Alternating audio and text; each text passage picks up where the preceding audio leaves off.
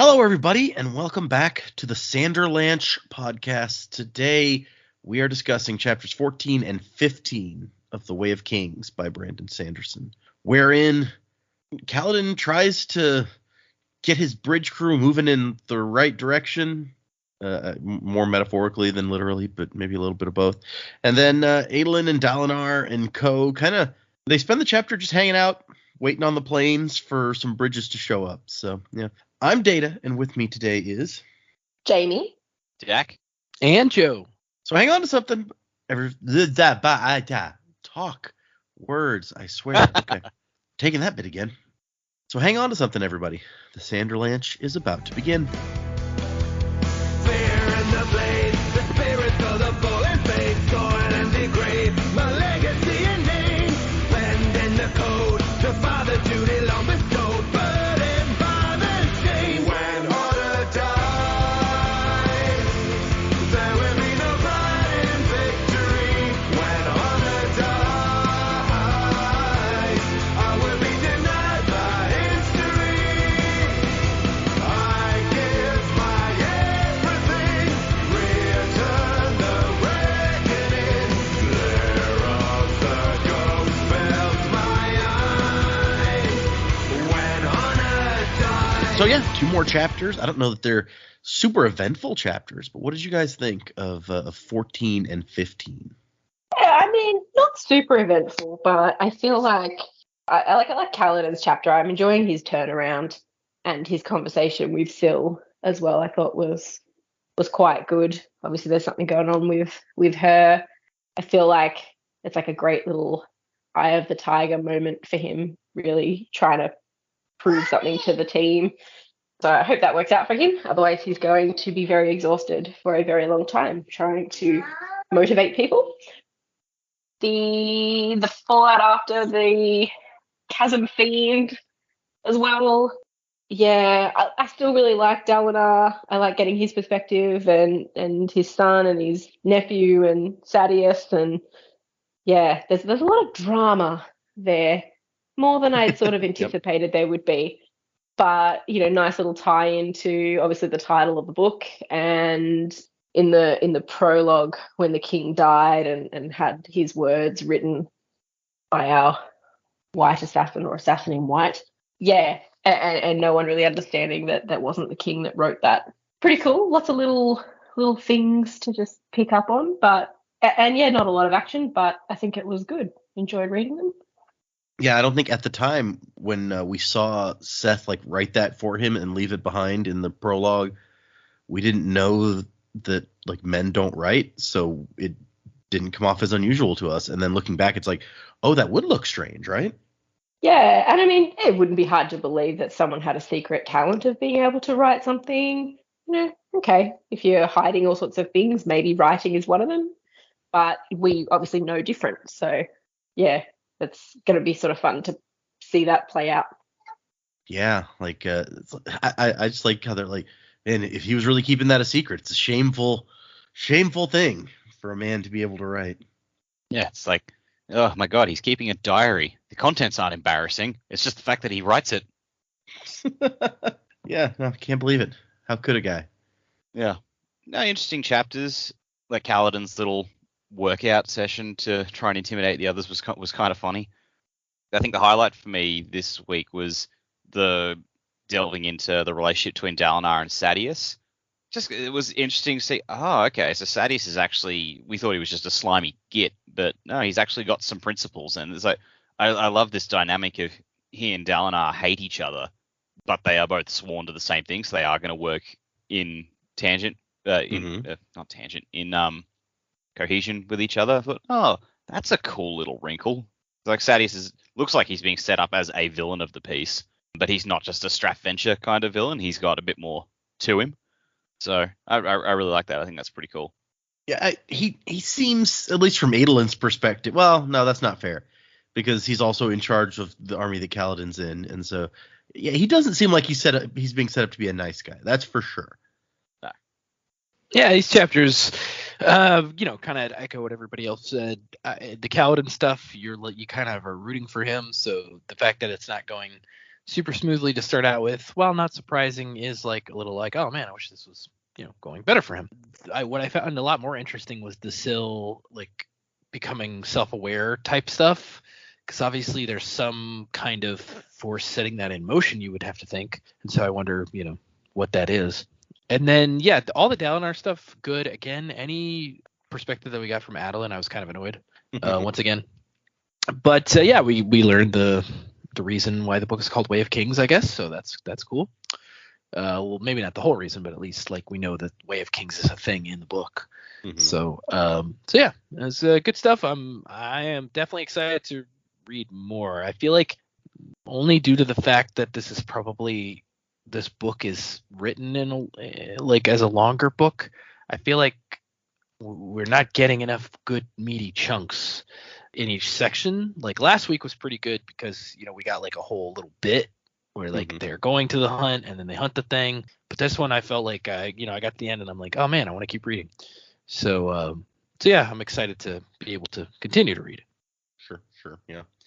Yeah, I kind of, after I read them, I felt the same way. I'm just like, oh, you want something more, especially after you said after the last two chapters were just a nice duo where you got a whole kind of story. Here it's like, oh, well, I wanted more. But the next chapter is somewhat lengthy. Would have taken us pretty past our normal max. So, what can you do?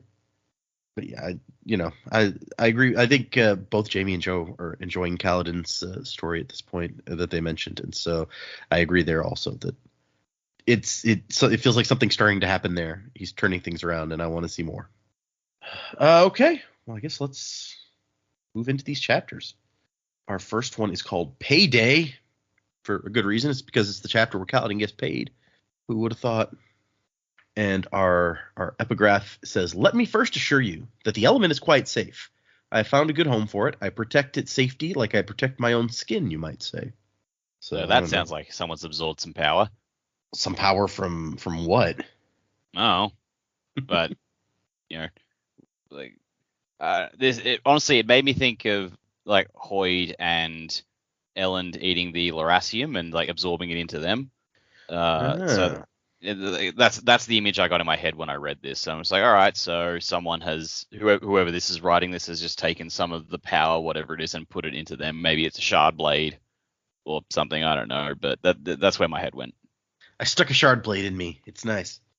Shard plate, his own skin. Yeah. It covers his own skin. That's fair. I thought you said shard blade. I was like, ouch. Okay. Well, I did, but I meant he summoned it, and then like that whole thing where you can just summon the blade, so it's a part of you, sort of thing. Okay, that makes sense. I mean, yeah, we don't really know much about how, but clearly they're connected to these blades somehow. If they can just make them appear out of thin air. Yeah.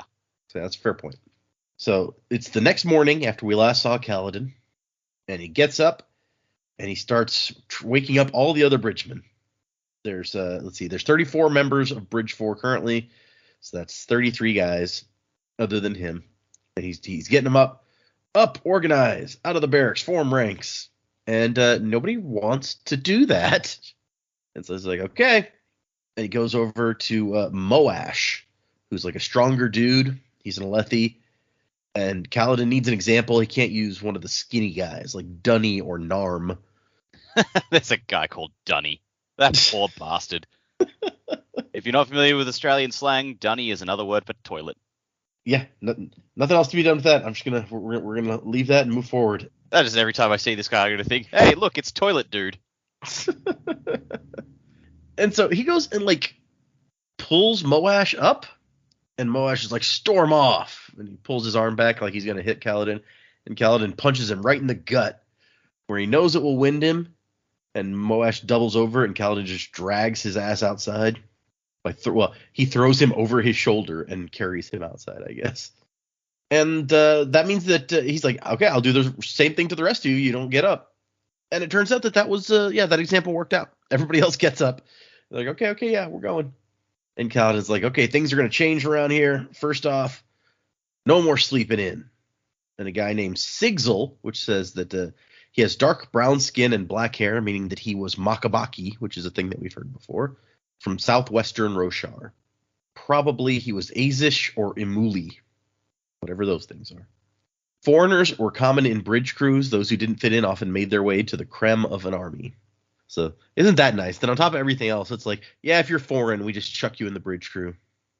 Yeah, between this and a lot of the stuff we learn about Alethi culture in the Dalinar and Adolin chapter, I'm just like, I don't want to be an Alethi. This sounds awful.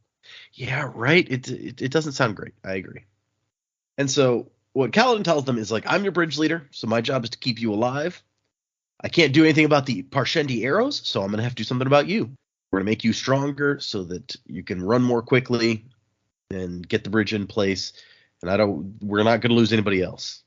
And everyone just kind of stares at him until one guy who says, a hefty, thick-limbed man bellowed out a laugh. He has deep red hair and was nearly 7 feet tall. The Unkalaki, simply called Horn Eaters by most, were a group of people from the middle of Roshar. He had given his name as Rock the previous night. And this Rock fellow is just like, is crazy man who now thinks to lead us. I just picture like a redheaded Ivan Drago. Right? Yeah, no, I kind of have the same thing. If he dies, he dies. Although I think, in my mind, this guy is like, as tall as Ivan Drago, but like wider.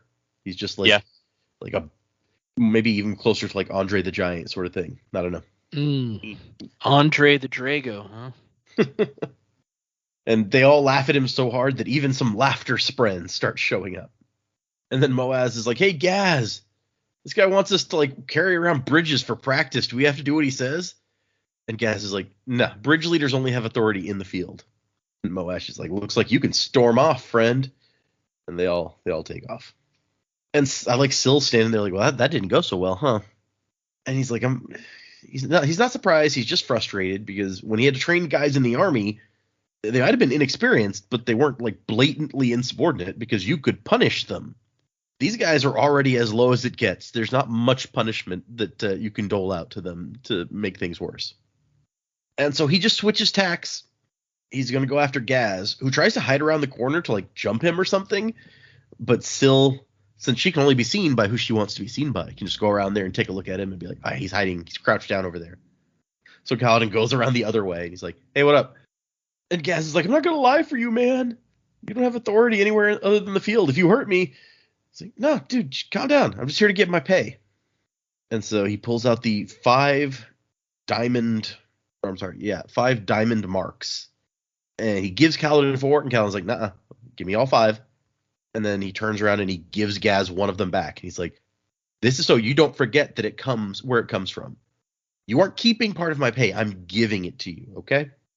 And Gaz is a little bit confused by this, but he's like, whatever, I got my money, I guess. And so their extra duty today is the evening meal, scrubbing and cleaning, and bridge duties in the afternoon, which means they don't have anything in the morning. And Kaladin's like, okay, well, I know what I'm gonna do. And Gaz is yelling after him, like, you're not gonna change anything. Those men are bridge men for a reason. And so Kaladin goes over to we saw them on the way in when he first arrived because they were like, oh man, are we gonna be carpenters? But no, they're bridgemen. But there's some carpenters right near there. And so he's like, hey, can I borrow one of these like big planks? And the guy's like, borrow? Like, yeah, I'll stay right here in the lumberyard with it. Don't worry about it. And they can't find a reason not to. So like, okay, I guess. And Kaladin starts running up and down with carrying this big heavy plank. And he spends the morning like tiring himself out doing that. Some of the bridgemen ignore him. Some of them watch him do it. Some of them staring at him in a stunned, hostile way. And he wears himself out running back and forth, practicing carrying a bridge, basically. And I do like at the end when he goes and puts the wood back, like the bridgemen come over and pick it up. Like, yeah, he like Rock here bet us a few chips each that you'd used a lightweight board to impress us. And they're all very confused by all this, but they're just like, okay, yeah, whatever. And then we get the conversation between Kaladin and Syl, where she's like, look, I got to tell you something. This is important. To the point that like he closes his eyes and she like gives him a jolt. He says he feels a little jolt of energy on his eyelid. I've decided that I'm glad you kept your word to Gaz, even if he is a disgusting person. I thought you might break your word. I'm glad you didn't, she tells him. And he's like, all right, thanks, I guess.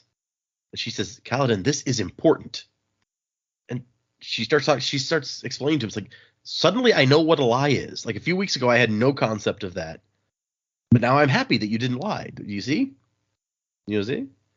And so she's changing, and it's concerning her. She's like, I know things I didn't know a few days ago. It's really weird. And she even has figured out what happened yesterday. She's like, you were about to kill yourself, weren't you? And then I brought you like a poisonous leaf. Today I know what death is. Why do I know what death is? And she's like, what is happening to me? What am I? I don't know. Does it even matter? And she's like, well, shouldn't it matter? I don't know what I am either. Bridgeman, surgeon, soldier, slave, whatever. They're all labels. Yeah, don't label yourself, Syl. It's fine. She's like, I do think that you're to blame for what's happening to me. Before I met you, I never had to think about death and lying. And he's like, that's how I am, bringing death and lies wherever I go. Me and the Night Watcher, which is an intimidating name, whatever that is. And she frowns, and he's like, well, she's like, yeah, that's sarcasm. I know what sarcasm is. And she's kind of happy about that. It says she smiles deviously. And Kaladin's thinking, okay, that's ominous. I don't like the look in her eyes now that she's learned this. And so she's scared of what is happening to her, the changes, the becoming something new. But she doesn't want to go back to how she was either, where she didn't know these things. She doesn't like the idea of that either. So he's like, okay, so you're scared to go onwards, but terrified to go back. I know how you feel. Come on, I need to eat. And there's some things I want to pick up after lunch. So yeah, there's our Kaladin chapter. Pretty straightforward, but some interesting, as you guys said, some interesting discussion with Syl here. Yeah, not a lot going on, but a lot going on, you know? As our friend Galadon would say on Roshar, understand? Yeah. Cool. Okay, the second chapter that we did is The Decoy. And this one says, you do not agree with my quest. I understand that so much as it is possible to understand someone with whom I disagree so completely. So we're back out on the Shattered Plains, 4 hours after the Chasm Fiend attack. Adolin is overseeing the cleanup, and they have decided to wait for some mobile bridges. So last time, like, this area that they're in still has permanent bridges that connect it to other plateaus. So the Chasm Fiend destroyed one of those permanent bridges. They didn't bring any temporary bridges. They weren't planning on going where they would need any. So they got to wait for somebody to come and, bridge that gap. Although it says there's another bridge off of this plateau, and they could have like gone that way and then circled around a different direction on permanent bridges. But Dalinar figured that it was a good idea to wait and let the wounded be attended to and such. And Sadeas, in particular, was not happy that they're just having to sit out here and wait, but whatever. Dalinar's in charge of this expedition. 50 men dead, twice as many wounded. Many were men Adolin had known, so that's kind of, sad. When the king had been given the initial estimate, he'd brushed aside the deaths, indicating they'd be rewarded for their valor with positions in the heraldic forces above. So he's just like, yeah, whatever. They're dead. Who cares? And Adolin's out here thinking about lots of things, about his dad, about Sadeas and the other people who are tearing his dad down all the time. Although, for the moment, they're not talking shit that he's heard because of how impressive Dalinar was. But he's afraid it won't last. Dalinar was heroic, but only infrequently. So he goes to give the final casualty report to the king, knowing he will probably be mocked for it. But it's the job. What are you going to do? And then as Joe points out, Dalinar's out here just looking eastward. Yeah, I think Jamie pointed it out, but yeah. Oh, was it? Okay, sorry. We all talked about directions. It's fine. Sure. East, south, west, north, southwest if you're feeling crazy. Oh, man, step back. Yeah. Right? You don't want to mix them up. Or like south by southwest or like east. So That's why there's so many books, right? Right. We can only cover the basics now, but we'll get into more complex directionality later. Right. So it's not Like just the latitude, four. longitude. Right. It's not just the four cardinal directions. There's also going to be, like you say, latitude, longitude, verticality. Yeah. Oh, it's the way of kings. We got to figure out which way we're going. Yeah. Which way are we going? Yeah. Dalinar is We actually figured it out, Brandon. We figured you out. The symbol on his shield is a weather vane. That's right. For that, you get this riff. Wait, never mind. Wait. Okay. Hold on.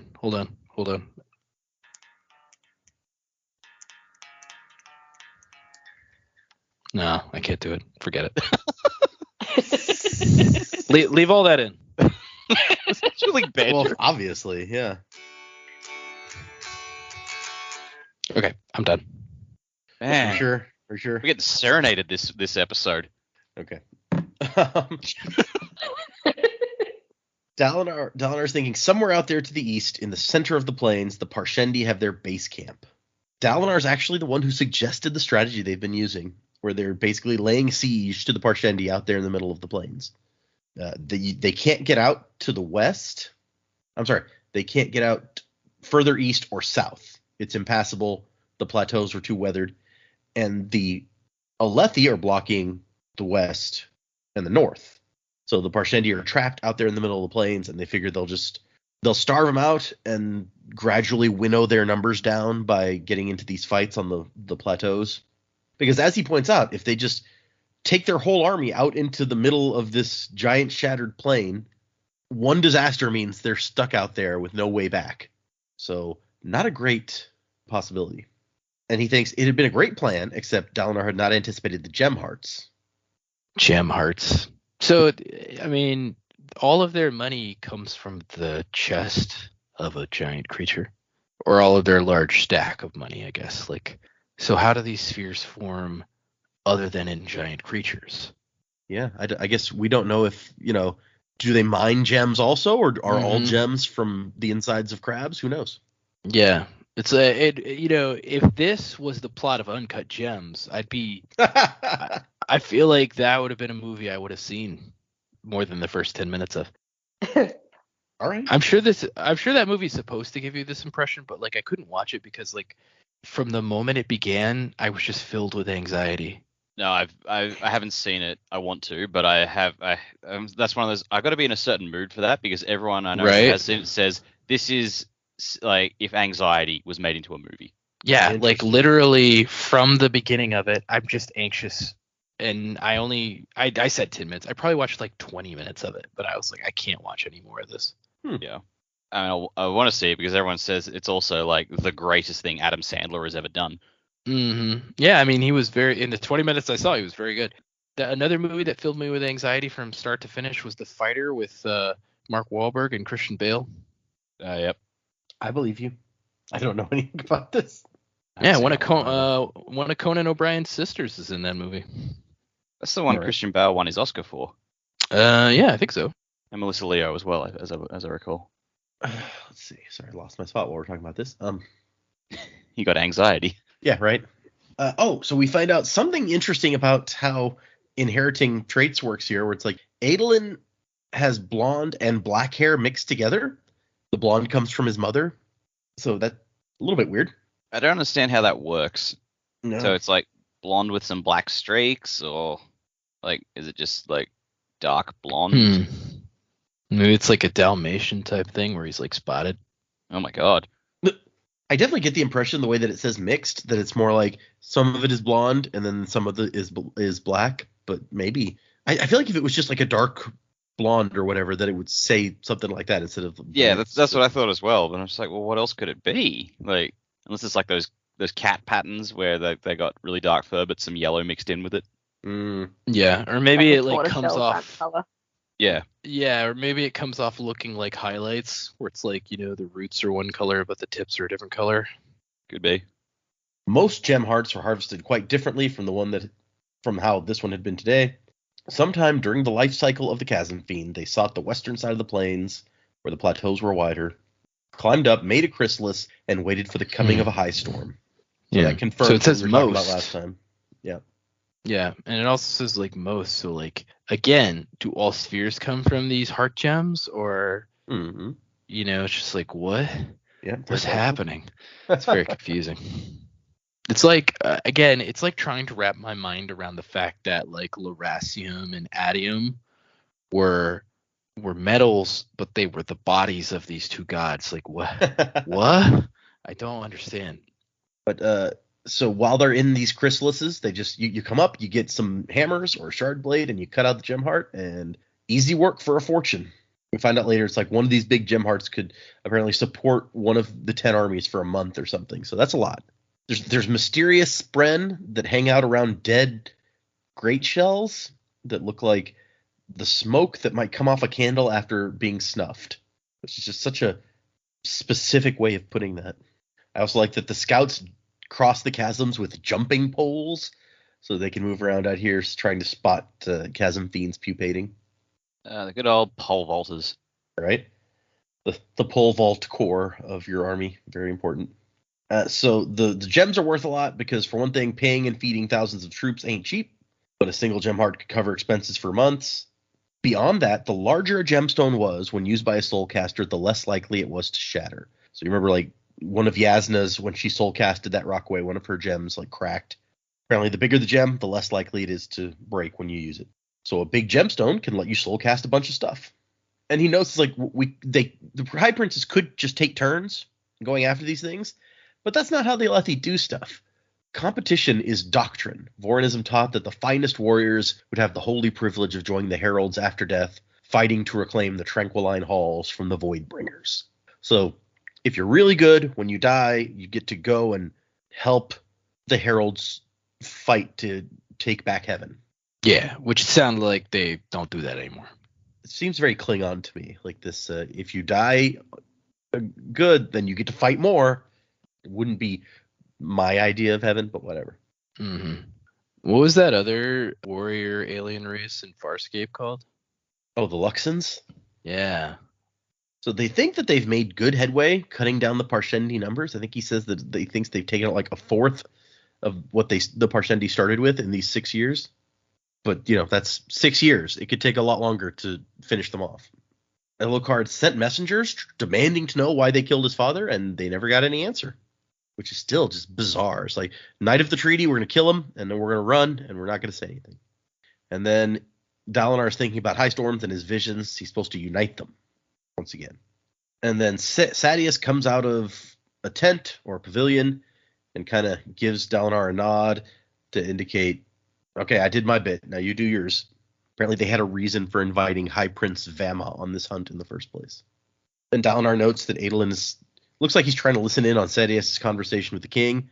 And he's just like, okay, the boy's personal rivalry with Sadeas is understandable, but counterproductive. And so apparently what Sadeas is in here doing is just bragging about all the gem hearts he's been winning. It's like, Sadeas tells me he's won 3 gem hearts in the last few weeks alone. And Dalinar, on the other hand, has not won any.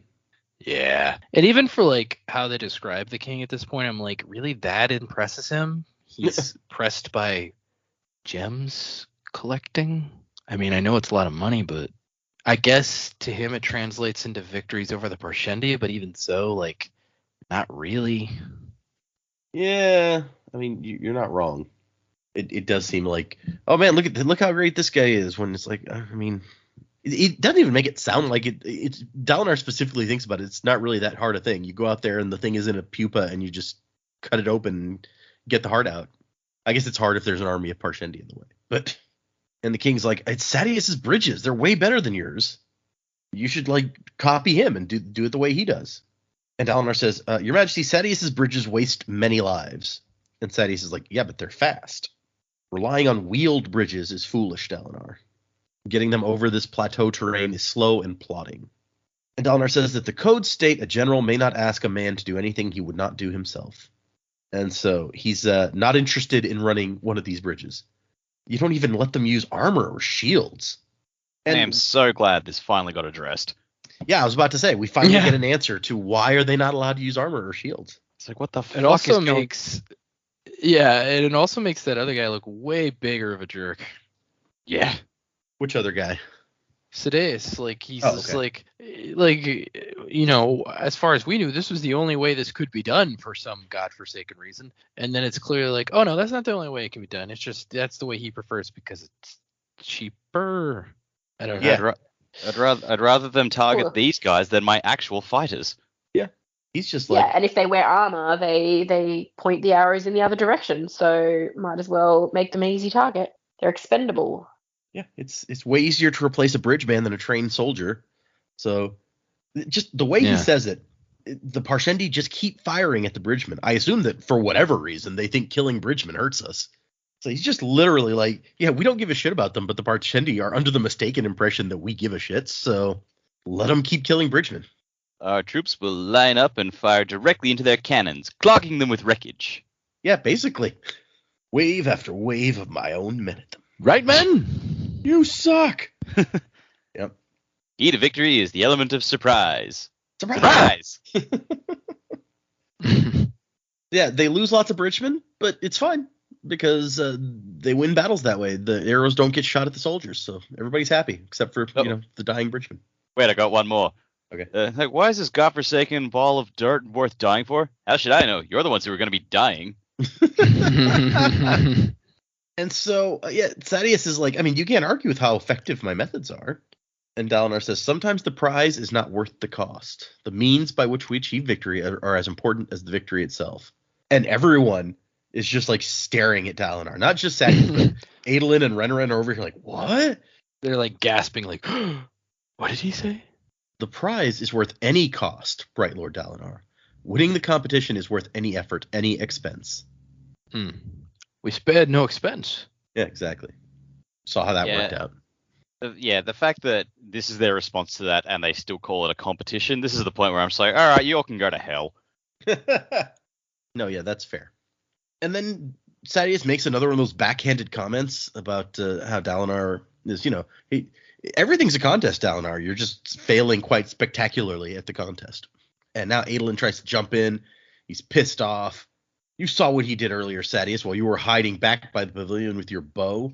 You're a coward. And then Dalinar's like, Adolin, that was going too far. Restrain yourself.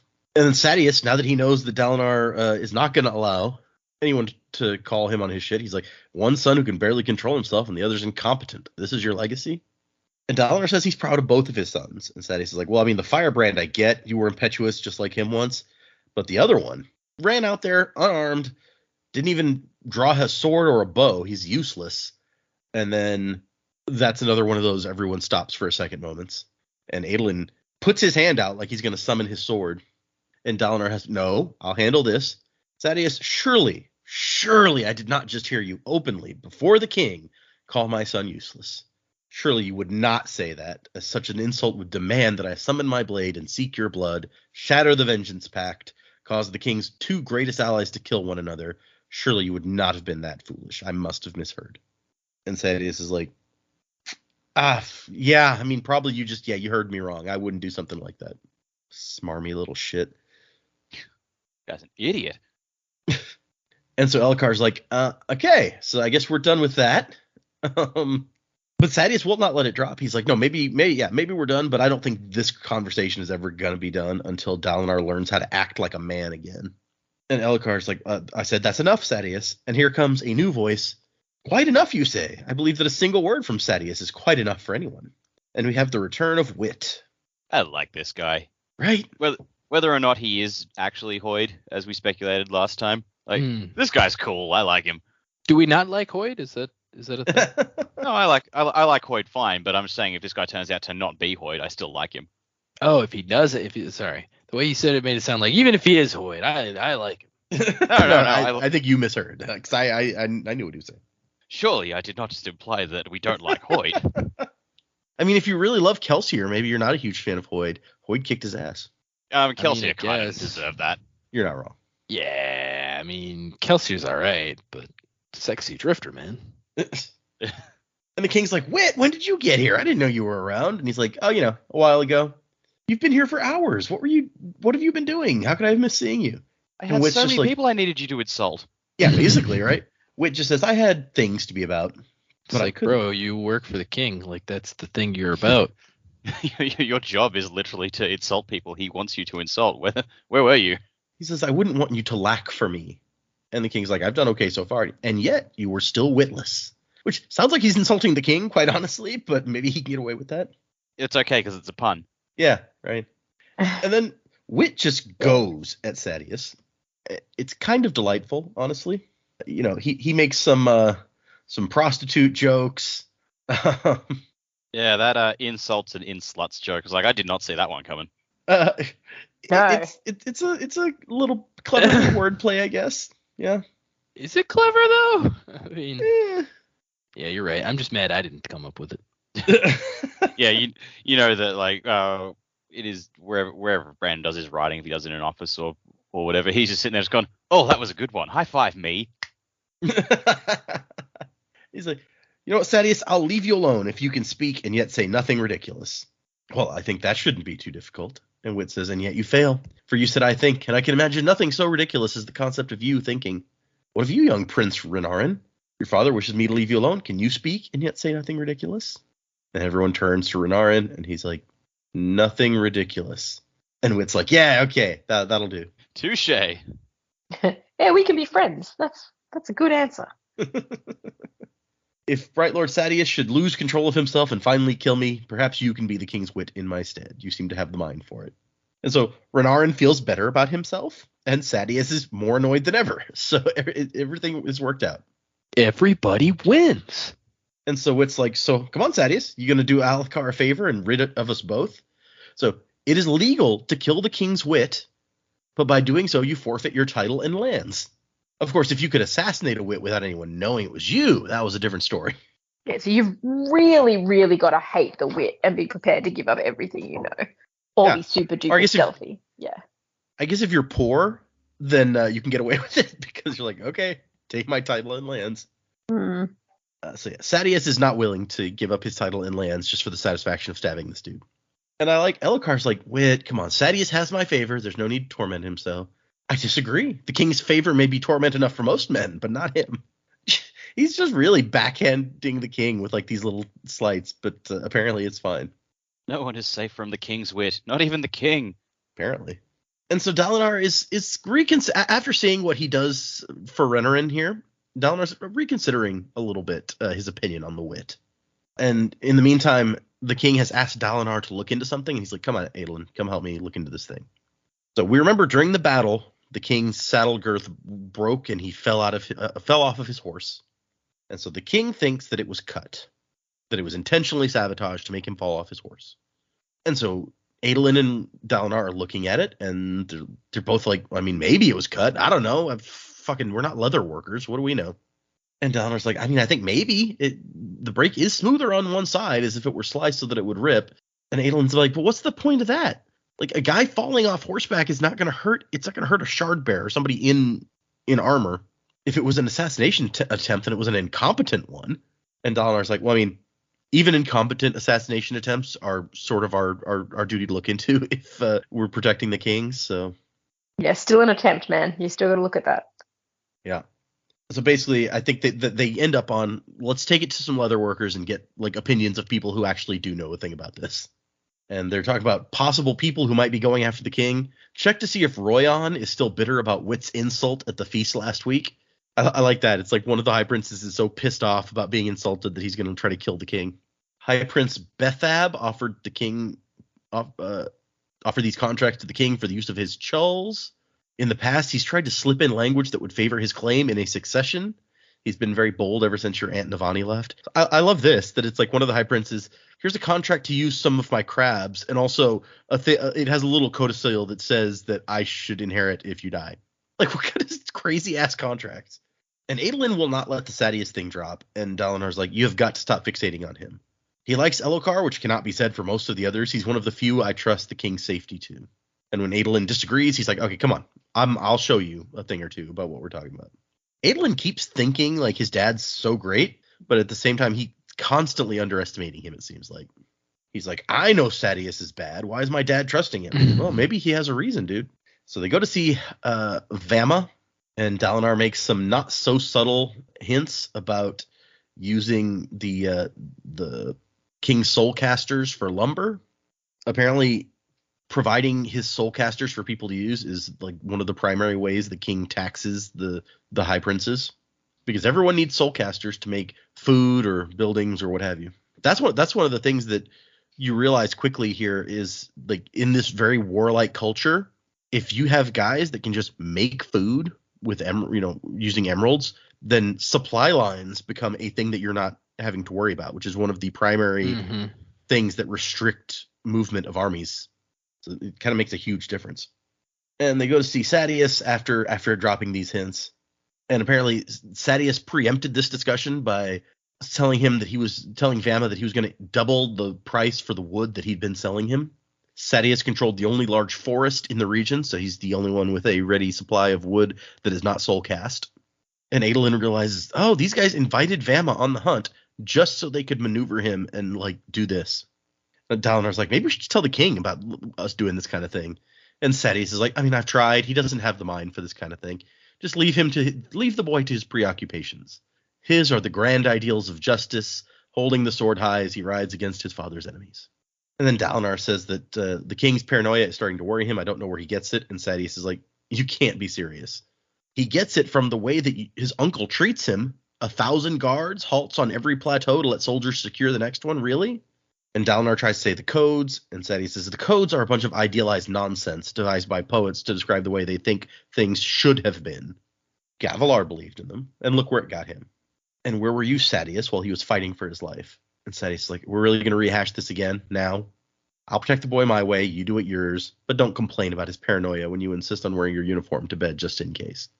And then Sadeas is like, have you found it yet? Why he wrote what he did? You're not going to find the answer. It's a foolish quest. And that Adolin's over here like, what's that about writing? That he wrote? Men don't write. What is he talking about? And his dad tells him about his brother's final words to him. He said, brother, follow the codes tonight. There's something strange upon the winds. That's what he said to me just before the treaty signing celebration. And he says, those were odd days. Yasna and I weren't sure what to think of the changes in Gavilar. I thought the codes were foolishness, even the one that commanded an officer to avoid strong drink during times of war, especially that one. And it bit him in the ass not following. Like his brother was like, hey, follow the rules. And he's like, fuck the rules. I'm going to get drunk. And we saw what happened. I blame myself for Gavilar's death, but there's nothing to be done for him now. Do you know Sadeas' part in my brother's death? And Adolin's like, yeah, he was the decoy. Like, we saw the decoy escaping. Seth almost went after him. So that was Sadeas, dressed as the king, being hustled away by the guards. It was a suicide mission. If Seth had gone after him, he would have slaughtered them all. Didn't even have his shard plate on. I think it was one of the bravest things I've ever known a man to do. But it failed, and part of me can never forgive Sadeas for that failure. I know it's irrational, but he should have been there with Gavilar, just like I should have been. I think it's entirely possible, based on the battle that we saw between Gavilar and Seth, that another shard bearer could have made a big difference in that fight. Maybe not, though. Who knows? But obviously someone made the decision that he was going to be the decoy to start with. You can't really blame him. Yeah. Well, I mean, he even says, I know it's irrational to blame him, but I can't help it. But yeah, agreed. Probably it was like Gavilar and Sadeas are in this room and they hear it coming and they made the decision together. Yeah, that's it. It sounds like they're both incredibly hurt and upset about what happened to him. Yep. That's the only thing they've got binding them at the moment, and they'll blame each other for their ways and their involvement in his death, I guess. Based on this story, I feel like the blame on Dalinar is a little more valid, given that he got so drunk he was on the ground. But, maybe that's just me. Yeah, I mean, if he's going to go, well, you should have been there with him. Well, actually, maybe you should have been there with him and not drunk on the floor. Yeah. And it hurts a little more because of the code saying that you should avoid your drink, in the night of battle. Clearly, his brother was concerned and he went to drink anyway, and now he's kicking himself every day for it. Yep. Yeah, completely understandable. And so he's like, what divides us and unites us is caring for Elhokar and trying to keep him alive. Sadeas thinks that the best way to protect him is to kill the Parshendi. He drives himself and his men brutally to get to those plateaus and fight. I believe a part of him thinks I'm breaking my vow by not doing the same. But Dalinar thinks that protecting Elhokar means stabilizing the throne and getting strong allies to support him so that, the kingdom will last beyond whatever they're doing right now. And so he's basically like, Adolin, look, we're both working to protect the king in our own way. I need you to respect that, even if you don't like Sadeas. And Adolin's like, okay, fine, I'll watch myself, but I still don't trust him. At least consider the possibility that he's not as committed as you are, that he's playing you. And Dalinar's like, okay, I'll consider it. And then Adolin's like, so what was that about the writing? Oh, yeah. That's a secret that he and I and Yasna and Elhokar are the only ones who know. He wrote me a message in his own blood before he died. Gavilar could write? So apparently Sadeas is the first one to get to the body, and he finds the thing but hides it. And later they have to have Yasna read it to them because Sadeas and Dalinar can't read. So they're like, Yasna, what does this say? It was a shameful secret for him to hide. But as I said, his actions grew odd near the end of his life. The words, you must find the most important words a man can say, is a quote from The Way of Kings, an ancient book. The book was used by the Radiants as a kind of guidebook, a book of counsel on how to live their lives. And Adolin's like, now it makes sense why he keeps talking about the Radiants after these visions. Like, all of this is tied together. His guilt and what's happening to him. Let's see. Then the king shows up, and Adolin's thinking women have confided in him that they think the king is quite handsome. Not as handsome as Adolin, of course, but still. This kid. But the king is married. His wife is back home in Alethkar managing things while they're away. And Dalinar says, like, he asks Dalinar about the strap. And he's like, yeah, we couldn't decide for sure. It looks like maybe it was cut. And Elhokar's like, yeah, obviously it was cut. I can see it clearly. I keep telling you, someone is trying to kill me. And he's like, well, surely you don't think the Parshendi did this. Like, some Parshendi snuck into camp and sliced your saddle girth and left. And we're like, this will get him. And there's a moment where Dalinar and Adolin see that the king is looking at them, possibly with suspicion that they were behind this somehow. But they end the conversation with, like, he's like, look into the strap. And he's like, yeah, okay, we're going to. And Aelin's like, did you see? Yeah, I saw it. Well, I'll talk to him about it when he's not so worked up. And we get Dalinar's evaluation of his son. We also find out a little interesting fact about this shard plate is that it will repair itself over time. It could reform even if it was completely shattered. So that's useful in armor. Yeah, I kind of figured something like that was going on with it when they didn't seem super bothered that it was like cracking and breaking. Yeah. Also, we have one of Dalinar's bridges, so we see the kind of bridges he uses as opposed to Sadeas, which they're big and they have on wheels and they're pulled by chulls. So probably slower, considerably slower than Sadeas's bridges. But less people die. Yep. We don't know Parshendi culture that well, but if they revere the chasm fiends as gods, like are the chulls like angels or something, maybe they don't want to shoot at the crabs. Yeah, maybe. Could be. Yeah, we really don't know anything about them except for what we've heard like secondhand at this point. And aside from Seth, everyone we know who we've heard stuff from about the Parshendi hate them, so. Yep, exactly. I want to know more about these people. We get what I think is a cute scene of Dalinar going to like talk to his horse. And he's like, give him some extra food and 2 crisp melons. And the stable guy's like, he won't eat extra food. He never does when we try to give it to him. He's like, he only eats it when he feels like he deserves it, son. He'll eat it tonight. And then he tells his horse, you eat both of those melons. You deserve it. Eat those melons, damn it. And then as they ride off, the king is up front with the first squad of troops, and Wit is up there, and then Sadeas is riding way behind where Wit can't get to him. And Dalinar, there's a lot of like Dalinar thinking about stuff in this chapter, and now he starts thinking about the Way of Kings, this book that he's been having read to him a lot more than he let on to his kid. He's like memorized entire passages at this point. And there's one about the king talking about like a shirtless guy carrying this big rock, and no one will help him. Everyone just wants to get out of his way, so the king gets out and helps him. One can ignore a poor shirtless wretch doing such labor, but none ignore a king sharing the load. Perhaps we should switch places more often. If a king is seen to assume the burden of the poorest of men, perhaps there will be those who will help him with his own load, so invisible yet so daunting. Yeah, but it wasn't a rock. It was a rock lobster. So it's like, from this one example, it seems like kind of a parable sort of thing, I think is how I would describe this. Sure. He hasn't been able to figure out the meaning of the quote that Gavilar left, however, so that's unfortunate. And the chapter ends with him like nodding his thanks to the bridgemen. They were the lowest in the army, and yet they bore the weight of kings. Literally, as they put the bridge in place and the king goes over it. And then you guys, I don't know if you guys turned to the next page and saw before the next chapter that we get the Alethi codes of war that have been talked about so frequently. Oh, no. So there are 5 that are listed here. Readiness, which means you have to be prepared at all times for battle, never drunk on wine, never without your weapon. Inspiration, the officer will wear his uniform while in public and look ready for war to give strength to his troops.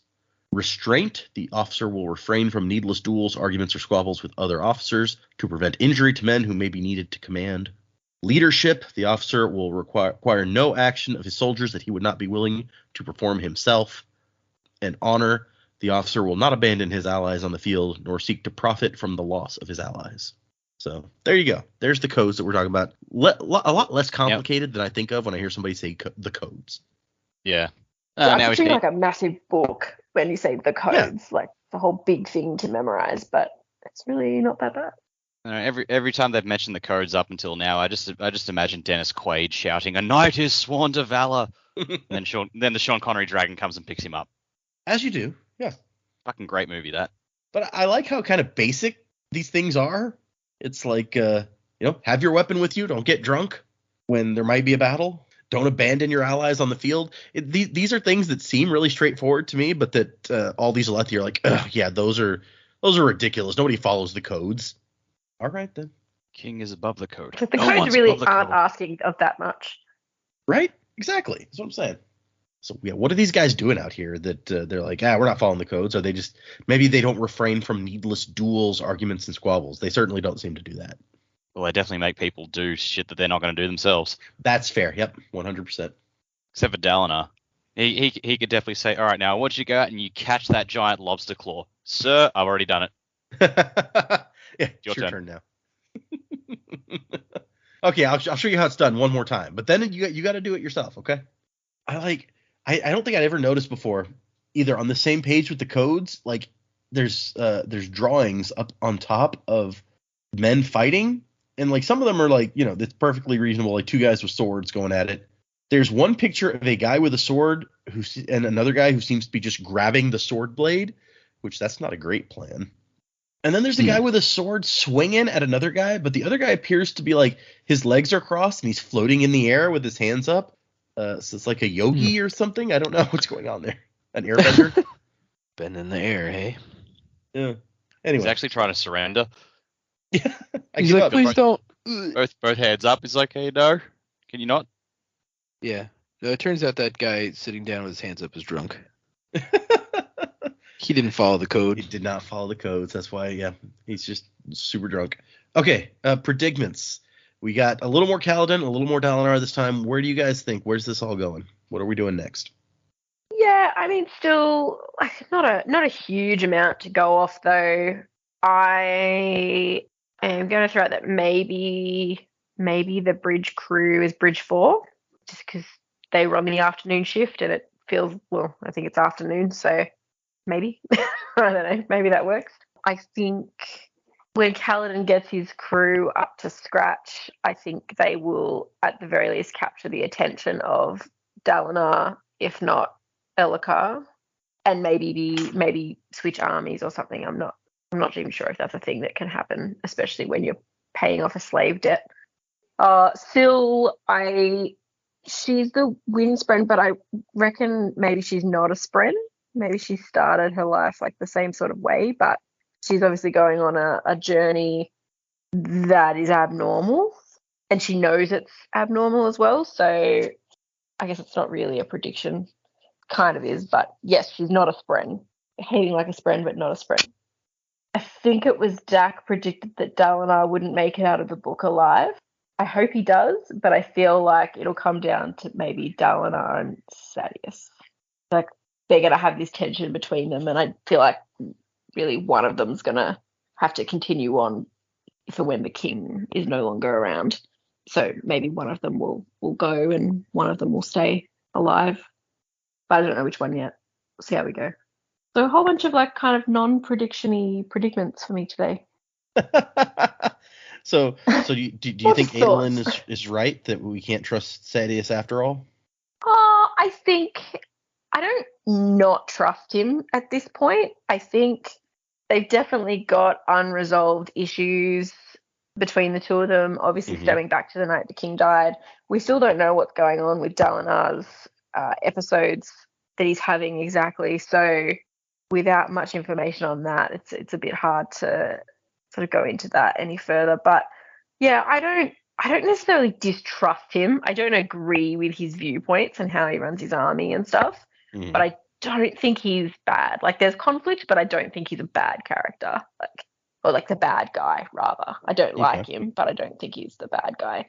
And the fact that they've, for almost 6 years been able to put aside their disagreements enough to actually work together in the king's best interest, I think speaks pretty highly. Like, it would be nice to see them, I guess, reconcile at some point, but it would only be to help the king or the kingdom of some thought.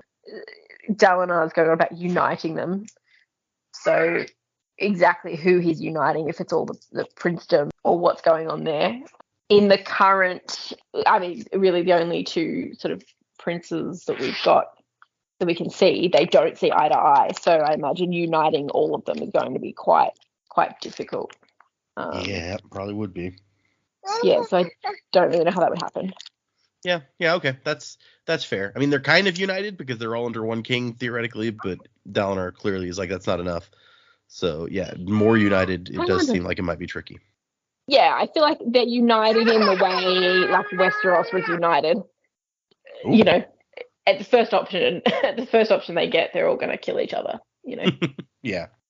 So I agree. I think I'm going to double down on Dalinar is not going to make it out of this alive, and Sadeas is going to do it. I think now that we have this wrinkle of their relationship where they do generally want the best, like I think Sadeas will eventually move against Dalinar on the basis that Dalinar is no longer fulfilling his end of the bargain and looking out for Elhokar's best interests. So at least that's how he's going to justify it.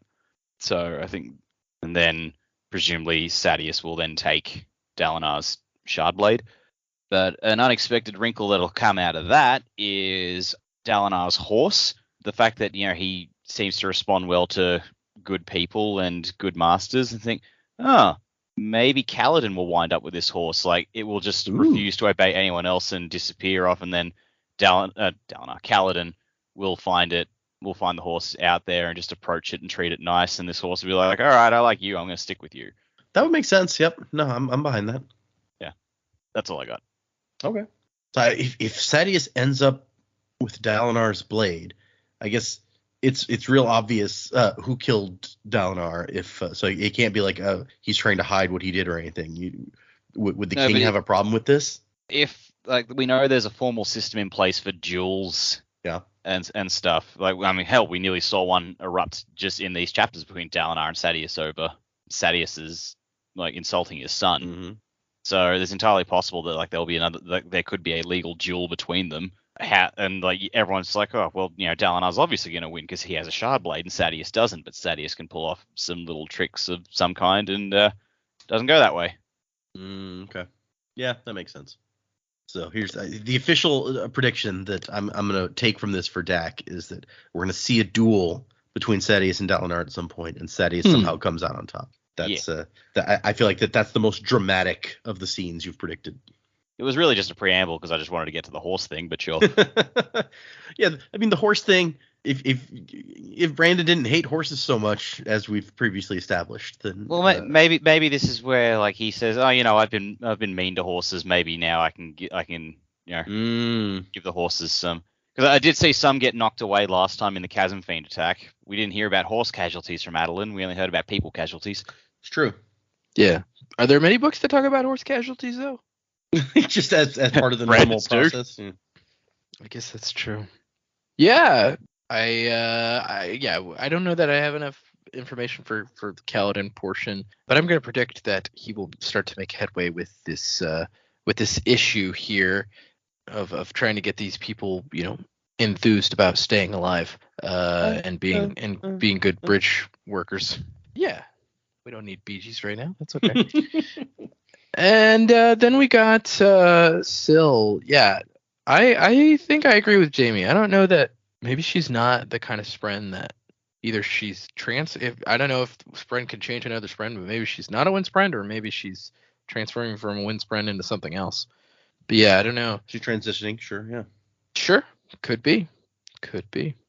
And then the stuff on the other side with Dalinar and all them. I actually have a pretty wild prediction. It's probably not true, but okay. Rinnerin seems very timid, very humble. Maybe he's trying to kill Elhokar. Ooh, secret bad guy. This is our first secret bad guy prediction. Okay. Secret. Well, I mean, if you want to call Sadeas not secret, because Dak's been saying that Sadeas is bad. I mean, he's Kaladin's dickhead boss, so. Yeah. From Kaladin's perspective, he's pretty bad guy, but yeah, no. Yeah. But anyway, yeah. Fair so point. we got Rinnerin, who's kind of off everybody's radar. He's like, he's useless. Well, what if the useless guy's decided that he wants to help his family ascend to the throne, and maybe himself even. So he's decided he's gonna subtly off the king in some way. But then when his dad gets in danger from protecting Elhokar, he's like, whoa, I gotta save my dad. I gotta run out there. And so maybe he even has resentment in them having to protect Elhokar. So yeah, that's what I'm gonna shoot for it. Why not? You know what? That's really interesting. We don't actually know anything about the the order of what do you call it? The succession order right now for the throne. Right. We know that one Yeah. high prince is trying to sneak language into the contract saying that he should get it. Yeah. Which, yeah, I don't know how that would work. It's like, I don't know that I didn't know it could be negotiated who's going to take over the throne. Right? Yeah. Interesting. Yeah, because if it's like a male line thing, then assuming we don't know if Elhokar has a son or not, but so Dalinar might be next in line. Yeah. If it can't be like Yasna or something. I was about to say, I don't know who's older, Yasna or Dalinar. I would guess Dalinar, but I don't know. I guess, yeah, she's his niece, but I guess technically, yeah, she could have been. Yeah, we don't know. That's a fair point. Yeah. Wait, Yasna's his niece? Yeah, Yasna is Elhokar's sister. Oh, for some reason in my brain I thought Dalinar was Yasna's brother. No. Okay. Gavilar was her dad, and Got it. yeah. So okay, no, this is interesting. I like, Sadius aside, I think that this is a very solid secret bad guy prediction because it does seem like it's often the one that you aren't supposed to take much notice of, right? So. Mm-hmm. Yeah. Cool. Okay. Let's move into a different thing. We have 2 new patrons, so get your patronizing. That doesn't sound right. Get your fairing list ready, Joe. Yeah. Okay, I've got it ready. All right. This one of them I forgot to do in the last episode, so sorry for the delay. But the first one is Dalton. Dalton. I've heard that name before. You know what, Dalton? You strike me as an archivist. You store those memories just like our good buddy Sazed was known for. Yeah. The other one is and I'm sorry, Dalton was at the misting level, and then we have a second one at the misting level, Aurelia. Aurelia, let's see. You can store connection. That's become more important to us recently. Yeah.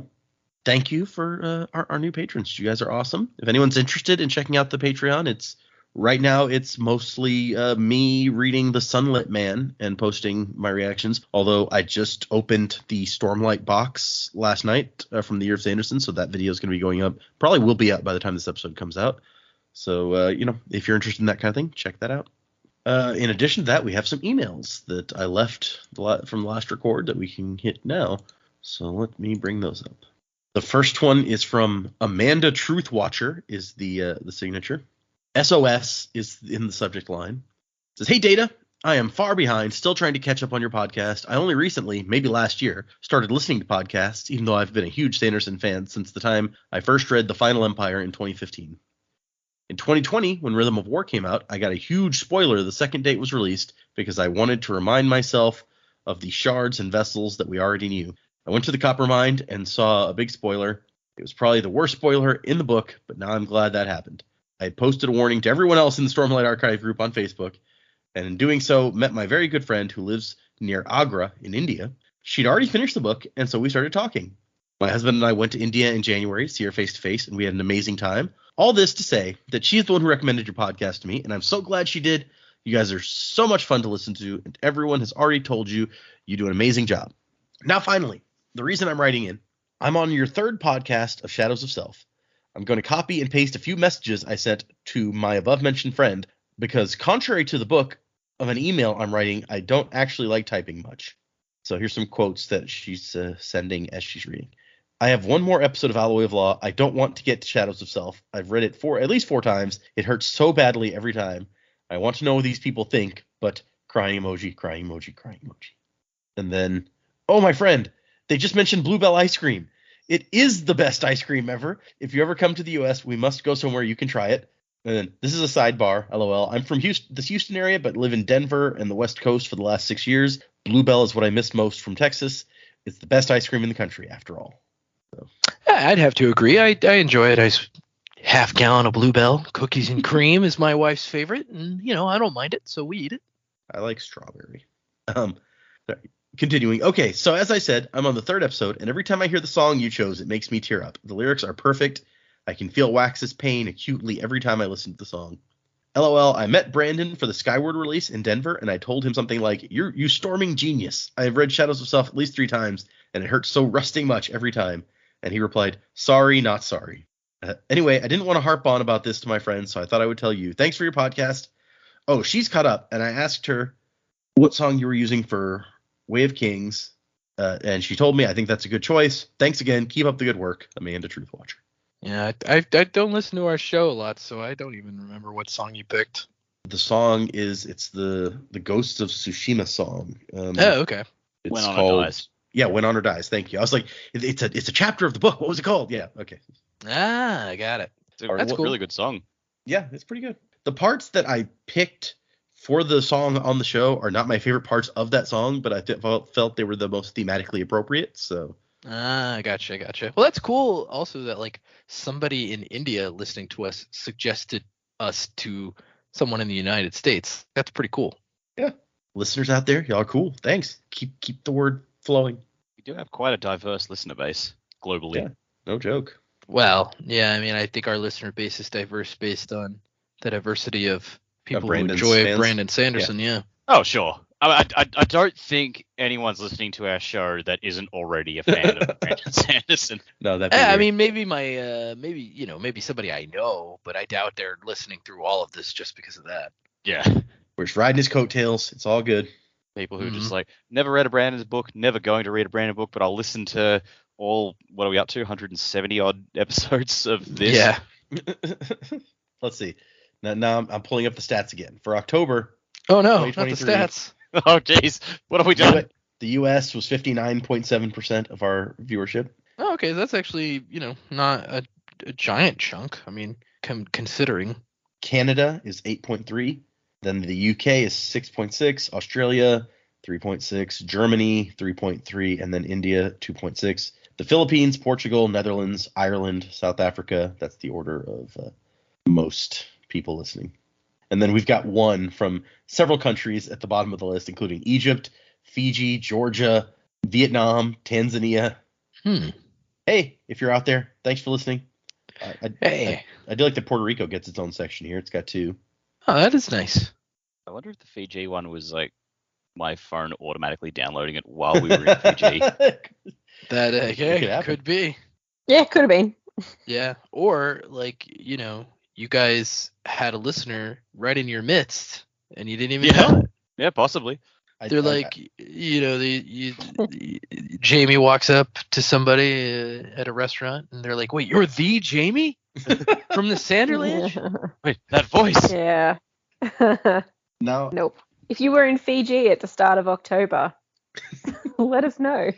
Yeah, sure. I'm looking at the Australia specific stats now just because I'm curious. So it's like 44% from New South Wales, and then almost 16% from Queensland, then Tasmania, then Victoria, then Western Australia, and then 2.8% from Australia Capital Territory, 5 whole downloads from South Australia, and 0 from the Northern Territory. That tracks. Up your game, Northern Territory. Right? Yeah. Not that you can hear me because none of you are listening. Yeah. That's a good Yeah. point. Yep. Okay, so that's been the statistics portion of the show. We all know that Joe loves that. just an exact calculation. And he's doing the Conan O'Brien nerd voice, which I love the videos where Conan plays the video games and just rags on the dude for being such a video game nerd. And I'm just like, okay, Yeah. this is hitting me a little close to home, I have to say. So, yeah. Too bad his show is no longer on the air. Although Joe was talking the other day about how like people can't name the presidents, and it was like he was making fun of the guy because the guy knew where every character of Super Smash Brothers was from. He's like, oh yeah, that's Marth from Fire Emblem or whatever. It's like, who was the second president of the United States? He's like, Abraham Lincoln. No. Good times. Abraham Lincoln was the 16th president. There's our president hour. He's the 16th president of Adenaltium. Oh no, yeah, you're right. Holy cow. Okay, our next email is from Mr. Suit, who has written in before. Sanderlanche crew. The Mr. Suit? Yeah, the spoilers. I thought he did. We Not read it. too He got dead. blown up and everything. Not too dead to do this. It's about the spoiler discussion that we had on the show. He says, I've had some stuff spoiled for me on the podcast. I say that tongue-in-cheek, but it's actually kind of true. I have read a sum total of 0 of the short non-Cosmere stories that Brandon has written. They were on my list to read eventually, but I just haven't gotten around to it yet. Now, I've been a long-time listener, and I knew that they were coming since the title of the episode directly referenced the name of the story in question. To my point, yeah, right. I look at the podcast like this. I'm listening to a documentary that chronicles the journey of a few folks through a universe I enjoy. Y'all are taking a holistic approach to the Cosmere that is very different from how I started, even though I've read most of the books 4 to 5 times, except White Sand, because meh. The crew still makes connections that I haven't, because by virtue of the way you are approaching it. Please don't change the way you do things. Podcast is the highlight of my week. Thanks for being so committed to bringing us listeners quality content. P.S. for Joe, fuck Spook. P.S. for Dak and Jamie, Sander baby in the background is adorable. Wasing to the time of next. Colo, P.S. Vasher from Mr. Suit, and then P.S. for data only. There was a slip up a few weeks ago where you accidentally named Syl. Phenomenal recovery. Thanks for being the genesis of this whole idea. Since I figured I could read that since I mentioned on the show. Yeah, last week I accidentally said that. Yeah, we remember. I thought he was going to say, for Joe, fuck Spook. For Jamie, fuck Orianne. Hey, look, man, your sentiment is so well received that we made a button about it. So, yep, a button that after concerns raised will not be sold by us. Yeah, well, it's not our fault that Brandon picks a name that could be construed in a different way. It's the world's fault. That's whose fault it is for being racist. It's also freaking partially jerks. Brandon's fault. The last email is from Krista, and it's a short one. Hello again. Currently playing catch up with the podcast and just made it to Stormlight. Can't wait to hear reactions. Love the song that you chose for this book. From Krista. So thanks. Appreciate it. Thanks, all.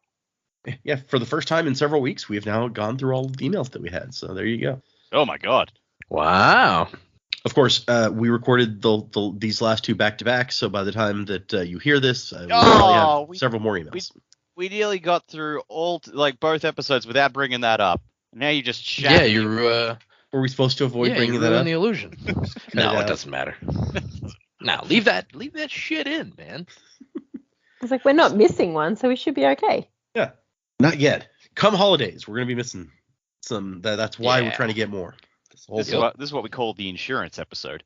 Yeah, hopefully. Unlike last time we tried to do an insurance episode where it's like it seemed to like curse us and we missed like 3 in a row or something. So yeah, well, sickness. What can you do? Yep, shit happens. Thank you, everyone who emailed us. If you want to send us an email, the address is thesanderlanche@gmail.com. Find us on Twitter, and I almost said Twitter and X. It's the same. Facebook, Instagram. I already talked about the Patreon, what's going up on the Patreon, so check that out if you want to do that. Music by Miracle of Sound. Throw that in there. For the next time, we are going to read 2 more chapters. So that should be chapters 16 and 17. The titles... maybe I should start reading the titles. The titles of 16 is Cocoons, and then 17 is A Bloody Red Sunset. So, yeah, cool titles. I'm going to do our word of Brandon of the week. I'm going to try to remember to do this until I don't again. Okay, I don't think I've read this one yet, and it's fairly straightforward. So, the questioner asked Brandon, someone wanted to know if there are dinosaurs in the Cosmere. And Brandon says, are there dinosaurs in the Cosmere? There are dinosaur-esque things, so sure. Really? Where? Oh, Six of the Dusk. Disregard. Oh, I hadn't even thought of that, but that's a good point. I was just like, oh, Matt, Mike, where are the dinosaurs going to come now? You're going to have the fans clamoring for dinosaur erotica again. But maybe you're right. Maybe that's where the dinosaurs are. Don't want to read about dinosaur dong. Not into it. You just watch. There's going to be like a whole dinosaur planet. Hey, that's fine. As long as there's no sex, that's fine. I don't care. Yeah. No, I just meant that it's not just going to be on the Six of the Dusk planet that we see them. Dinosaur planet, all about. Don't need to get into the love life. Yeah. Keep that shit to yourselves, guys. It's fine. Yeah, I mean, Syrian Susapron was enough. Oh gosh. Okay, so yeah, there's our word of Brandon of the week. Thanks everybody. Remember, 2 chapters for next time, and wasing to the time of next. Colo, P.S. Vasher. Crabs ahoy! Ghost of